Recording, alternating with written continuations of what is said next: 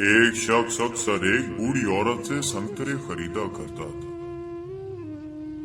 وزن و پیمائش اور قیمت کی ادائیگی سے فارغ ہو کر وہ سنترے کو چاک کرتا اور ایک دانہ اپنے منہ میں ڈال کے شکایت کرتا کہ یہ تو کھٹے ہیں، اور یہ کہہ کر وہ سنترا اس بوڑھی عورت کے حوالے کر دیتا۔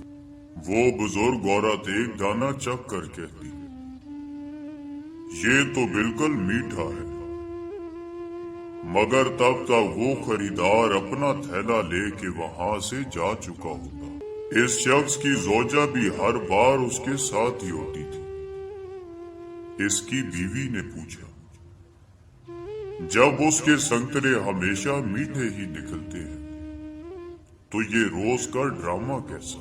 اس شخص نے مسکرا کے جواب دیا، وہ بوڑھی ماں میٹھے سنترے ہی بیچتی ہے، مگر غربت کی وجہ سے وہ خود اس کو کھانے سے محروم ہے۔ اس ترکیب میں ان کو ایک سنترا بلا کسی قیمت کے کھلانے میں کامیاب ہو جاتا، بس اتنی سی بات ہے۔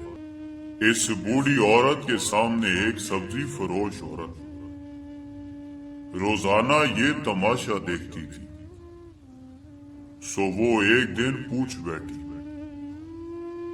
یہ آدمی روزانہ تمہارے سنترے میں نقص نکال دیتا ہے اور تم ہو کہ ہمیشہ ایک زائد سنترا وزن کرتی ہو، کیا وجہ ہے؟